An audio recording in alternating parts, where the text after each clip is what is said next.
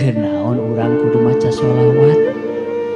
sabab lamun urang maca sholawat ku Allah bakal dirahmat bakal dinaon cenah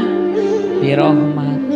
man sholla alayya sholatan sallallahu alaihi asra sholawatin sakali we urang maca sholawat dibere 10 rahmat ku Allah teh dibere 10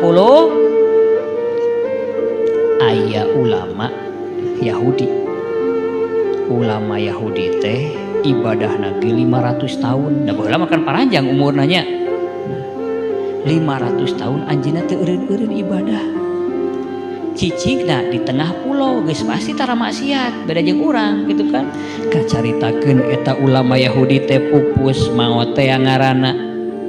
geus maot teh anjeunna cek Allah asupkeun cenah hamba kuring teh kana jero surga pas mereka diasupkeun ka surga manehna teh nawar ka Allah Gusti ari abdi lebet ka surga teh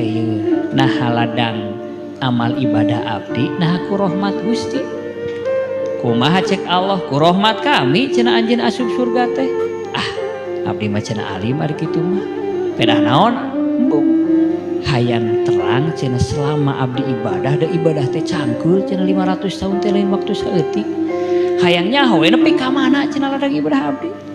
oke cek Allah teh lamun kitu mah berarti amal ibadah maneh can bisa meuli surga ka ditu cenah balik deui bisi hayang apal ladang amal ibadah maneh mun dibandingkeun jeung nikmat mata we sabelah can sabanding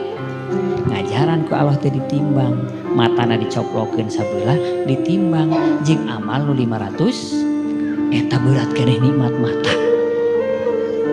berarti penting teh rahmat Allah penting da urang teh hayang asup surga teh ku rahmat eta teh ibadahna 500 tahun urang mah atuh ibadahna can karuhusu bener teh mantak lamun hayang boga rahmat Allah kudu loba maca sholawat